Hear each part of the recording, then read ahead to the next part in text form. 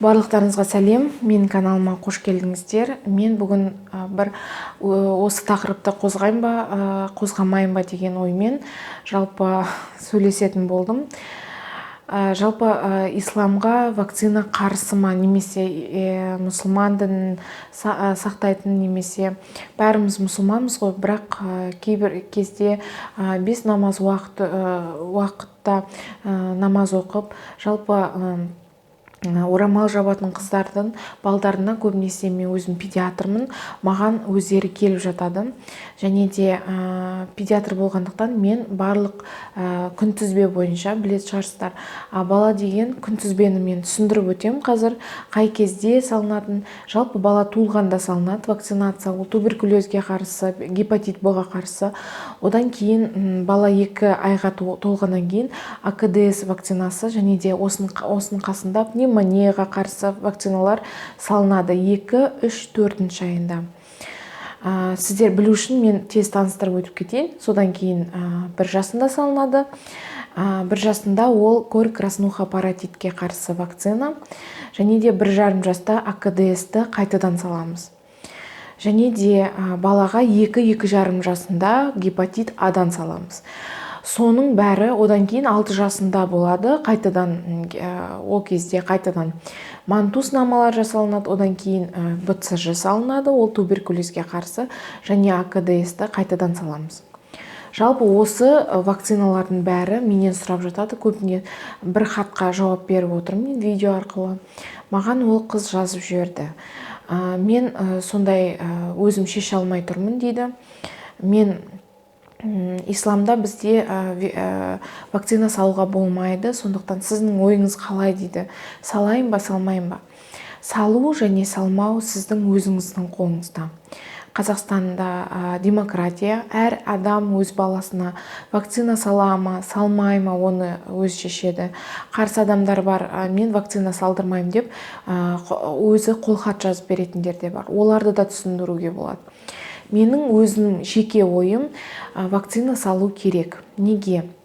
Бірінші, вакцина бұрыннан келе жатқан аурулардың қазір жоқ. Мысалы, бұрынғы заманда әйел 10 бала туатын болса, көбінесе оның 5-6 ғана тірі қалатын болған. Неге? Ол кезде вакцина ешқандай жоқ. Барлық балалар кормен ауыратын болған. Барлық балаларда көбіне балдар егер далада құлап қалса, сырылып қалса, сіреспе ауруына ұршығуы мүмкін болған. Сондықтан сол кезде табиғи сұрыпталу дейді ғой, адам сондай табиғи сұрыпталуға түсетін болған. Яғни туылған адамдардың барлығы 50-40 жасқа дейін тола алмаған. Ол кезде ерте қайтыс болып отырған, өйткені табиғи сұрыпталу сол кезде өте күшті жүрген. Өйткені оның кезде ешқандай прививка жоқ, ешқандай вакцина жоқ. Сондықтан балалар өздері немен кездеседі, мысалы кормен кездесе ма, сіреспемен кездесе ма, коклюшпен кездесе ма, дифтериямен кездесе ма, барлығын ауырып отырған, барлық бала. Ветрянка дейміз, барлық кішкентай балалардың ауруымен, паротитті білесіздер, ол неге келетін? Ол деген жақсы өтеді, бірақ балада жыныстық мүшелерінің ақауына келуі мүмкін. Жалпы көптеген асқынулар болады негізі инфекциялық аурулардан кейін. Жалпы солардың бәрі, бұрында балалардың бәрі ауырып отыратын болған. Қазір олай емес. Қазір вакциналар шыққаннан бері біз ондай аурулар туралы ұмыттық. Қазір кор жүріп жатыр, өйткені корды сондай вакцинадан бас тартқан адамдардың балалары көбінесе ауырады. Ауырғаннан кейін оның бәрін қасындағы балаларға таратады. Сондай салынбаған адамдарға. Көбінесе кордан 2 рет вакцина алған бала, ол кордан 100%-ға дейін қорғалады десек те болады. Ол бала жұқтырмайды. Менен сұрайды көбінесе, біз прививканы алдық, бірақ кордан біз ауырып қалдық қой, сіз айттыңыз ауырмайды деп. Кордан 100% жалпы бала қорғалу үшін 2 рет жасалу керек. Ол 1 жасында жасалады, одан кейін ол 6 жасында жасалады. Яғни 6 жаста бала кормен ауырмайды. 1 жасында жасалғаннан кейін сіз 70%-ға дейін балаңызды қорғай аласыздар. Жалпы мен тақырыпты неге айтып отырмын бұлардың бәрін? Жалпы маған келіп сұраған кезде көбінесе кейбір әйелдер тыңдайды мен айтқанымды, түсіндіріп берем, қалай сіздің балаңыз қалай шығуға, жалпы сіздің алдыңызда қандай қиындықтар болуы мүмкін. Соны кейбір әйелдер оны түсінбейді, түсінгісі де келмейді. Жалпы мен ойымды білетін болсаңыздар, менің ойымша исламға вакцина қарсы деп айта алмаймын, немесе ислам оған қарсы деп, немесе мұсылмандық қарсы деп. Неге? Өйткені осы сіздердің, менің ойымша, осы вакцинаның өзінде шығарған осы бір Алламыз. Алламыз мүмкін осы вакцинаны осы үлкен ғалымдарға миларына әкеліп, осыларды тапсын, адамдар ауырмасын, балалардың көбісі осылай қайтыс болып отпасын деген ойда мүмкін шығарған шығар. Сіздер соны да ойлаңыздар. Мысалы вакциналармен салуға болмайды деп, мысалы оға қатып қалуға болмайды. Екі жақты ойлау керек. Мүмкін осы вакцинаны Алла бізге өзі әкеп берген шығар алдымызға. Осыларды салсын, осылар адамдар аман қалсын, көп аурудан аман қалсын деген сияқты вакцина сол үшін, менің ойымша сол үшін, сондай оймен мен өз балдарыма салдырған вакцинаны. Өйткені вакцинаны да тапқан Алла, вакцинаны да бізге барлығын жоғардан берген ол Алла деп сену керек соған. Солай ойлаймын. Егер ойларыңыз болса, әрине комментарийда жазыңыздар. Комментарийда бір-бірімізді сыйлайық. Ешқандай қалай айтсам болады, сөзбен келісіп, дөрекі жазып, ондайдың қажеті жоқ деп ойлаймын менің каналымда. Егер қатты дөрекі жазатын болсаңыздар, егер дөрекі жазып, дұрыс емес сөздерді айтатын болсаңыздар, әрине сіздің комментарийларыңыз өшіріліп отырады, оған ренжімейсіздер. Және де мен сол сұраққа жауап бергім келген, өйткені маған көп әйелдер мұсылман дінін сақтанатын, 5 уақыт намаз оқитын, ондай әйелдерді мен өте сыйлаймын. Жалпы ойларына келісемін көп нәрсеге, және де орамал тағатын әйелдер маған жазады. Солай мен өз шешімім бойынша алғым келмейді деп.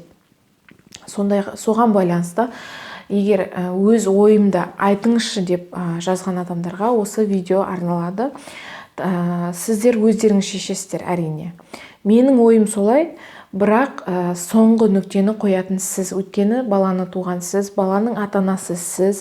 Сондықтан сіз ғана баланың ол прививка ала ма, немесе алмай ма, екпе ала ма, алмай ма, соны сіз ғана шешесіз. Сондықтан барлық жауапкершілік сізге. Бір кезде болады екпенің алуға болмайтын кездер. Ол қандай кездер? Ол егер сіздің балаңыз бір екпеден кейін үлкен аллергия берсе, ондай да болады. Екпенің ішінде құрамында аллергендер болуы мүмкін. Соған аллергия берсе, әрине ол кезде дәл сол екпені алмайсыз. Басқа түрлерін алуға болады. Мысалы, АКДС-тен аллергия берсе, қызарып кетсе, немесе балаға үстіне бөртпелер шығып кетсе, сол кезде алмауға болады. Ал егер басқа жағдайларда, егер басқа вакцинаны алайын деп жатсаңыз, корь-краснуха паротиттен, оны ала беруге болады. Өйткені сізде аллергия тек АКДС-ке. Барлық прививка емес, тек бір прививка ғана аллергия екенін түсініңіздер. Сосын бала жағдайы, егер невропатологта учетта тұратын балалар бар, басқа да аурулармен учетта тұратын балаларда, оларда жекеше қарау керек. Прививка керек па, немесе керек емес па?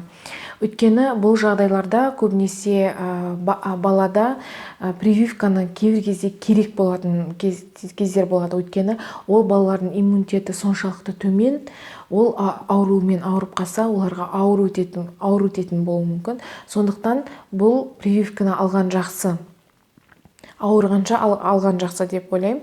Сондықтан ол әр жағдайда өзіне қарастырылып, өзімен қарап, баланың жағдайын қарап шешілетін нәрсе. Сондықтан қазір комментарияда көбінесе болады, мен балам мындай учетта тұрады, вакцина әлі алынбаған, алсақ бола ма деген сұрақтар болса, мен оларға жауап бере алмаймын. Өйткені баланы қарау керек, анализ тапсыру керек, барлық алдыңғы ауруларын, неден ауырды, қандай мамандардан өтті, соның бәрін қарап, баланың жағдайын қарап, сол кезде ғана прививканы шешу керек.